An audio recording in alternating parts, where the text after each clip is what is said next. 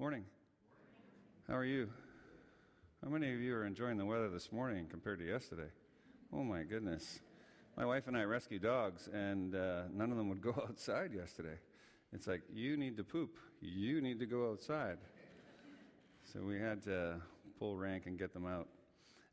Through the powers of Facebook and my amazing observance, I realized that there's someone in our midst today who is the employee of the month, and I'm sure that she, who may have blue hair, might explain that to you. There's also a Mennonite of the month. Can you please explain that? Oh my goodness. I'm not Mennonite by birth, and I'm still trying to sort through this culture. Or this subculture, so yeah, that was awesome. Some of you know, or some of you may not, I work with MCC, so I am the coordinator of the Toronto Tools program, which is a poverty education piece for teams to come down and we scare them into following Jesus. It's kind of like a practicum for wannabe followers of Jesus, which is a lot of fun. I also work part-time with their Circle of Friends program, which is gathering volunteers around formerly homeless people in the KW area, and then we track with them for a year. We meet for coffee, go bowling, just kind of build some community around them. And then I do a little renovation on the side, and too many dogs in my house. And Josh Martin, who is fishing today, just so you know, he's avoiding Jesus and he's fishing. I've had the pleasure of working with him for the last 6 months as he's been helping me in the Toronto Tools program. So please let him know that I was chirping on him this morning. So over the last 8 years, I've had the pleasure of meeting a lot of really interesting people who call the streets their home. And I'm definitely do not feel gifted as a preacher by any means. So when you said this morning, we pray for the message that maybe God has for Pete, that was very true. I was feeling that this morning because whenever I dig into Scripture, I become fascinated, and then I get embarrassed, and then I feel challenged by the Spirit, and it's like, this is so hard. I would rather somebody else just talk at me so I can feel guilty in the chair.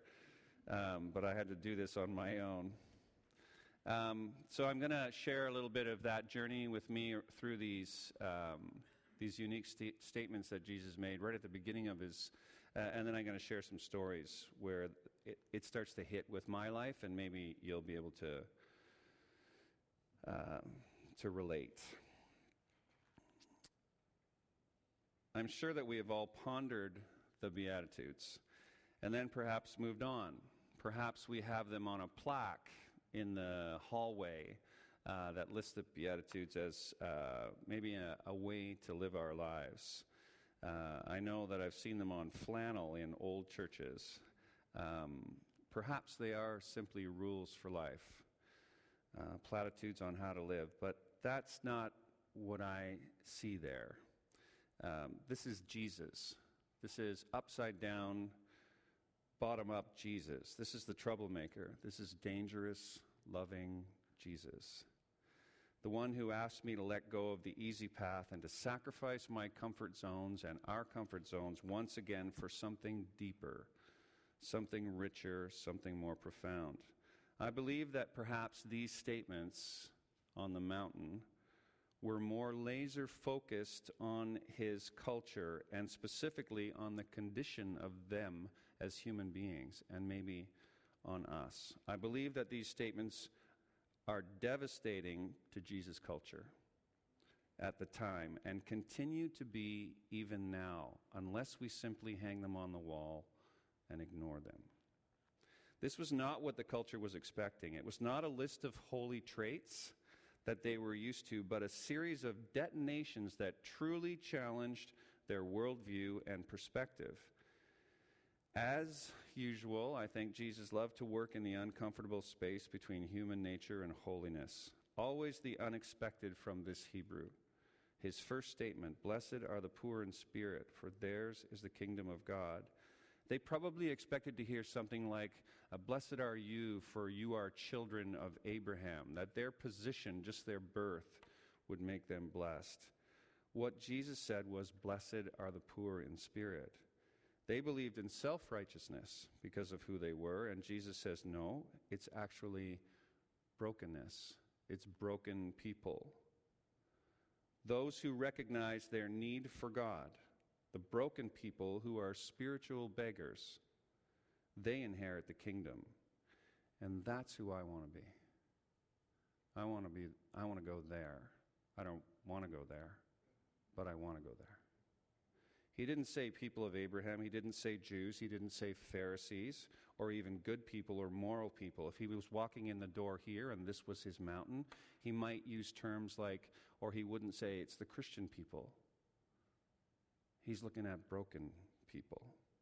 Those are the ones who inherit the kingdom. So there are these people sitting there having learned what they have learned from their tradition, and Jesus drops this cultural bomb.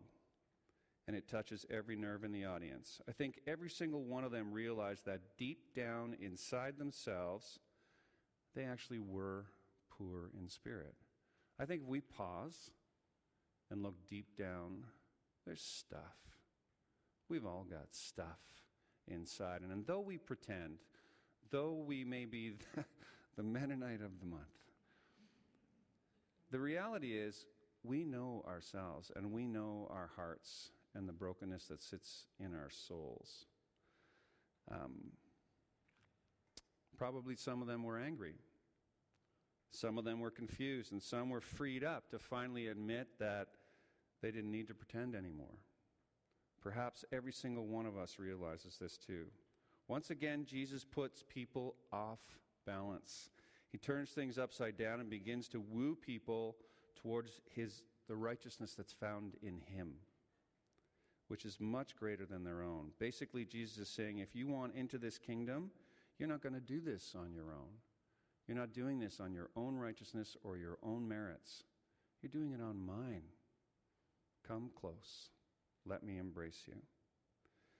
The Beatitudes go on to throw off all the misunderstandings about what constitutes devotion to God. I believe the Beatitudes were the core for Jesus' teaching from this point to the cross. So if you have them on your wall, good. Read them. Start to ponder. Meditate on them. When Jesus saw his ministry drawing huge crowds, he climbed up the hillside. Apparently, I was reading, I like context, and I like pictures. So I was reading, there was a guy who went and visited what they think is the mountain that Jesus preached on, and they actually believe that he didn't preach down the hill.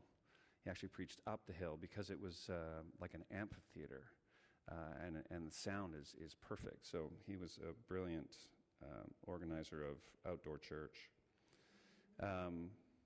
Blessed are the poor in spirit.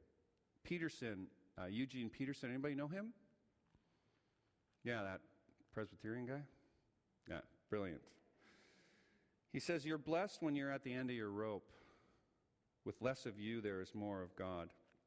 I had an opportunity when I was in the city when teams are gone and I need a place to go and unwind, and I'm a little afraid of church because you people are scary on most times. However, I pastored for 12 years, and I had my beautiful times and my beat up times. So in the city, I go to a little church called Sanctuary, and Sanctuary is a downtown church. And at the first time I went, I ended up bawling my eyes out, which is not my spiritual gift. And I sat in there, and I realized as I was sitting, they meet in a square, and the band, who are all professional musicians, are behind one of the sides, and there's a table in the middle with wine and fresh baked bread. And as I sat there, people were coming in, and there were people in wheelchairs, there were young couples and older couples, there were children, there were men dressed up as women, there were a group of natives over in the corner, native Canadians who were quite drunk. There was just a real mishmash of humanity. And I realized that for the first time coming into a church that I had permission to just relax and be me. And I found it devastating because it started to really criticize my opinions of so many things. And I just felt free to relax. I've been back a few times. The last time I was there, I worshiped with a Jack Russell Terrier. One of the girls who's a recovering drug addict has a Jack. And I have a thing about dogs. They like me. I must smell like, I don't know, steak or something. And so this Jack and I, we worshiped together. We jumped up and sang together. We sat down and prayed together. And it was not the church that I was used to. But for a moment, I sat amongst the obviously broken and realized that so was I. I'm just as messed as everybody else, and I need to stop thinking otherwise. But it's not easy. Blessed are those who mourn, for they will be comforted. You're blessed when you feel like you've lost what is most dear to you. Only then can you be embraced by the one most dear to you. My wife, some of you, who knows Cindy? Anybody? Well, a little bit, good, so I can talk about her in front of you. My wife is a cancer survivor. She had a very aggressive breast cancer about 7.5 years ago. Excuse me. And so the only option for her was a really aggressive chemo and then radiation and then hope. So we went through that. We were criticized by many people that we weren't praying the right way, that if we did, God would heal her immediately. And it was like, well, I won't even tell you what I was thinking because it's just rude and disrespectful. I told them to pray the right way if they thought they had it figured out. For us, we just wanted to get through this and honor God no matter what. The problem is coming out of it, Cindy was permanently damaged by the chemo. So her nerve endings in hands and feet and up through her extremities, there's a sheath on them that was basically perforated and torn apart. So she is always in pain, and this is a permanent condition. It's called peripheral neuropathy, chemo-induced. And as a result, she lost her job as a vice principal in a high school, and she lost her identity in so many ways. She's not old enough to be fully retired. And now she sits at home, manages her pain, goes to yoga, goes to physio, goes to massage. And strangely enough, our house is full of broken people on a regular basis who are suffering through physical pain and stuff. But she was so down and so broken because she thought she had lost all of her identity. Right now, she was the one who really walked with me as I began to talk about this is the message I wanted to share here this morning. And she shared out of her busted brokenness. And this is the one beatitude that she really identifies with. Blessed are the meek, for they will inherit the earth.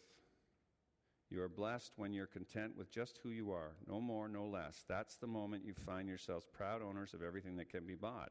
I believe this is the story of us. I think this is the story of our culture. If people really thought I was who they see on Facebook or on Snapchat, oh my goodness, I look amazing. Just so amazing. And it's ridiculous. We dress a specific way, we walk and talk a specific way, we hang out with specific tribes, we identify as a group, and the images that we present to people are ridiculous lies. I do it.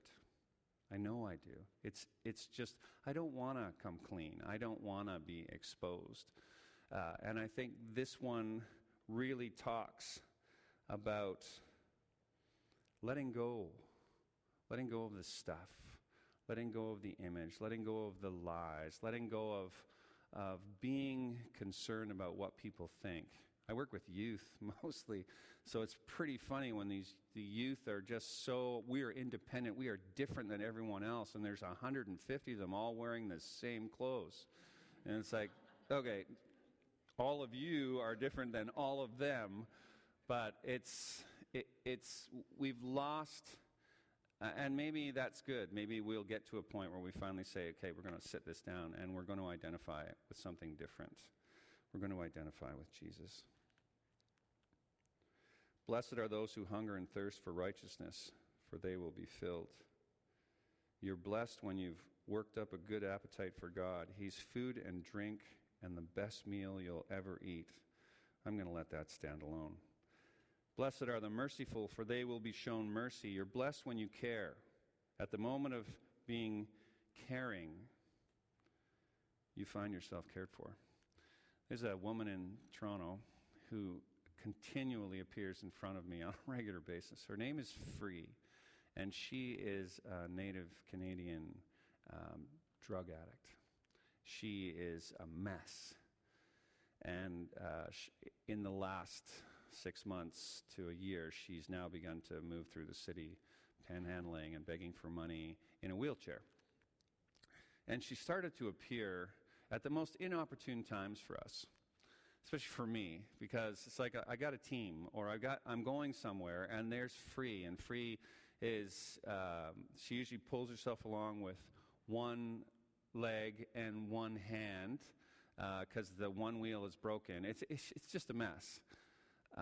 And of course, I just feel guilty, and so having Josh around was great. I'd say, Josh, just look after them. And I would go and say, okay, Free, where are you going? And she's great. Her speech patterns are awful. You can barely understand her. But she's incredibly gracious, and she'll tell me where she's going, and then I'll push her the half a kilometer down to the corner of whatever her plan is. And Josh and I were sitting at Dundas Square, and the team was off doing stuff, because that's what we do in Tools. We abandon people into the inner city. And so we were just sitting there, and it was within a few more minutes as the team was coming back, and we're getting ready to see the groups as they come in, and who starts wheeling along in front of us across the street is Free. And it's like, ugh. And I looked over at Josh, and he's looking at me, and I'm like, oh man, I don't have time for this. And he's like, well, one of us got to do something. And I hate it when he says stuff like that. And I was like, okay, so I'll go. You gather the team, and we'll head down to the homeless memorial.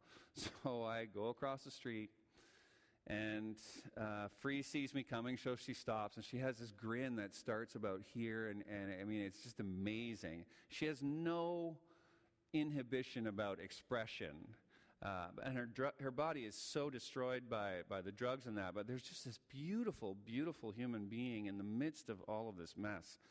And so I'm like, yeah, you need to be going somewhere. She goes, yeah, with this giant grin. And it's like, okay, where are we going today? She goes, I just need to go down to Queen Street, in this long, open mouth way that she has. And so as we finally got her, I had to tie some wire around the wheelchair to pull it back together so that it wasn't going to fall apart by the time we got there. And by the time I get that ready, the team is with me. And they're coming in behind. And so we're now walking down Yonge Street, and we're in a sort of an overhang of plywood and construction stuff. So we're in this tunnel, and the wind is blowing. Well, as we start through, and the kids are all behind me, and they're all fast, like, ooh, look at Pete. You know, he's hanging out with a homeless person. And the odor of Free was astoundingly awful. I mean, obviously, she spends all her time in this chair. She urinates in this chair. She doesn't bathe, nothing. And it's just like a wall of, and initially I'm like, oh my goodness, the kids are all going to smell this. And I finally stopped being an idiot and realized that I am now just resting in the humanity of Free. And for a moment, it doesn't really matter what deodorant I have on. It doesn't matter whether I, washed my beard. It doesn't matter. This is humanity. This is the real deal. And for me, that, as God grabbed me by the nose and dragged me over to Free and said, can you please be concerned about this and help this woman? I am so glad that he's more obnoxious than I am. Blessed are the pure in heart, for they will see God. You're blessed when you get your inside world, your heart and your mind put right. Then you can see God in the outside world. Second last story. On one of the teams that we had, it was a tiny little team, and they were kind of boring. And it was like, okay, I can do this. I can make it from Friday to Sunday, no problem. And there's not enough of them. There's not sort of momentum. And there's one little guy, Mikey. He's like, by the end of the prayer tour, he looks at me and goes, this is stupid. I don't want to do this. This is stupid. I was like, okay, not really into this, right? And he's like, no, this is stupid. He's like 12, 13 years old. He's a boy. I've raised a few. They're nightmares, right? So I was like, okay, it's not my kid. I'll let his parent will deal with this. So we go and serve somewhere, and he loves folding laundry. He found his gift, folding laundry, and it was like, okay, good. So for an hour, I have a break from Mikey's angst. Well, and Mike, he didn't come with his parents. I don't know what they thought about sending him to the city to work in the inner city with homeless people and a guy like me. But they sent him along. And so he's, the whole other time, it's like, this is stupid. I wish I was home. I miss my games. I miss my PS4. it's like, shut up, okay? Just be here. And he's making me crazy. And so I decided to start playing and picking on him. Now, his parents packed the clothes for him, so he has no idea how to put an outfit together, which was to my pure enjoyment. He would get dressed for the day, and I would kill myself laughing because it was hilarious what he would put. He looked totally homeless. Like, he just could not, for the life of him, put anything together that matched. It was hilarious. And I think half of the clothes were his brother's, his older brother. Like, it was funny. So I was constantly saying, be careful, you look homeless. He goes, what do you mean? I said, look at yourself, look in the mirror. And so we began playing, and that helped the situation as I picked on him. And he tried to figure out how to put an outfit together. So on the Sunday, an hour before we're leaving, they've gone for a little bit of a walk, and we meet at Yonge and I don't know, it doesn't matter, you don't care. We meet on Yonge Street, and so their group is the first one to arrive, and Mikey's like, yeah, whatever, So he doesn't even want to sit with the group, so he sits down. He's still ticked since Friday, and he sits up against the garbage container on Yonge Street and just oozes attitude. And it's awesome. I mean, I'm starting to really love this kid because it's like, I want to be like you. Like, that was really cool. And the group's up against the thing, and everyone's like, oh, Mikey's so glad he's going home. He hates this. And it's like, thank you. I feel affirmed by this. And there's people walking by, and we're up against the wall, and Mikey's up against the garbage container. And this woman stops. A strange woman just stops. And she kind of looks around, looks at us, and then looks at him. And she goes, oh, my. And she reaches into her pocket, pulls out a 20, and says, God bless you. Changes Mikey's complete experience. He looks at me, and I was like, you look homeless, buddy. And she goes, why did she do that? I said, I don't know. I guess she thought you looked homeless. She goes, well, what am I going to do with this? And, of course, the group jumps in and goes, oh, you can do this, and you can do this, and you can do this. And I'm like, shut up. That woman gave him $20, his decision. So they're all like, by then I've trained them to shut up, right? So Mikey sits there, and I can see something going on with him, and all of a sudden he's like, why would she do this? Like, why would she? And I was like, I don't know, Mike, you looked angry, you looked upset, you looked like life was awful. She saw you, she had compassion on you, she gave you $20. I said, McDonald's is right there. Go grab yourself some breakfast. Like, do what you want to do. He goes, I don't want to do that. Anything to disagree with me. And I was like, well, do what you want to do with it.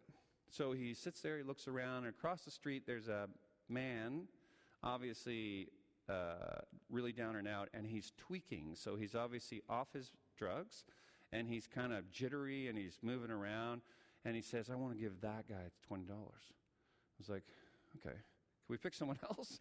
Because he looks a little dangerous. But no, Mikey's zoned in. And so we walk across the street, and I leave the responsible adults behind, And Mikey and I go over to this man, and he slows right down, sees us coming, and he's not sure what we're going to do. Maybe we're going to yell at him, maybe we're going to do. But this Mikey's like this tall, right? And so he just gets really calm. And Mikey says, I'd like to give you this. Maybe this will help you today. This guy goes completely calm and then bursts into tears, reaches down and gives Mikey a hug. Now, I'm ready to tackle him to the ground, right? Because I'm in so red zone mode. And there's this beautiful moment where Jesus comes in between Mikey and this tweaking drug addict. And I have the privilege of standing there and going, yeah, I totally don't understand anything. This is kingdom.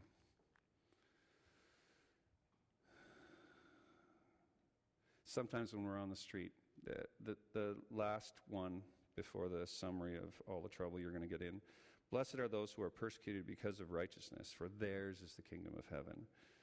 Blessed are you when your commitment to God provokes persecution. That's what we do in Tools. We have small groups of unique Christians. You are strange, but you do come to the city, and we gather on the streets in small groups, and we sit down, and we have a cup of coffee with someone who's homeless, and we learn their story, and we spend some time just being human together. And many times, the witness is not between the homeless person and the team. It is, when that is happening, it's to the world.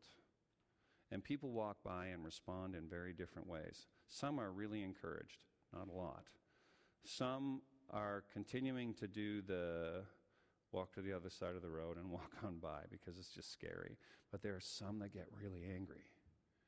There are some that start yelling. And I'm not sure why they're offended.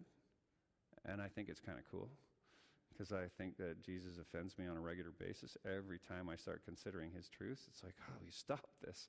But I think that when we act the way Jesus wants us to act, we can be really offensive, but we are a witness. Count yourselves blessed every time people put you down or throw you out or speak lies about you to discredit you. What it means is that the truth is too close for the comfort. These people walking by on the street have probably walked by this person for the last year, and they've never once stopped. And then these teenagers sit down with their ridiculous church person, and they have a cup of coffee, and they just talk a little bit about life, and they're embarrassed. It's the right thing to do. Even if you're not Christian, it's the right thing to do. It's the human thing to do. And they're upset. They're uncomfortable. Jesus says you can be glad when that happens. Give a cheer. For even though you don't like it, Jesus does. And all heaven applauds. And know that you are in good company. Because apparently all of his prophets and all the people who have witnessed in the stories that we read in Scripture all got into all kinds of trouble. Broken troublemakers for Jesus. That's the dream. If we can embrace being broken, if we can for once sit down how cool we are, how amazing we look, all the stuff that we have. I had this discussion with my father-in-law, who's a dairy farmer. Oh my goodness. His identity is so wrapped up in that. But he's at an age now where, he's starting to open up. I took him to a hockey game in the city, and then I stopped outside and talked with the panhandler for a few minutes because it's so comfortable for me. It's what I do for a living. And he was totally challenged by that. He had spent all of his life and never ever done that. So he's all jacked up about approaching a homeless person. And I'm excited to see somebody in his 70s excited about a new adventure, a new way to follow Jesus. Jesus' worldview is not our worldview, but I hope we take time to ponder that plaque on the wall or open the book or Google Bible Gateway and read through these scriptures again. These teachings got Jesus hung on a cross. Everything he did was countercultural.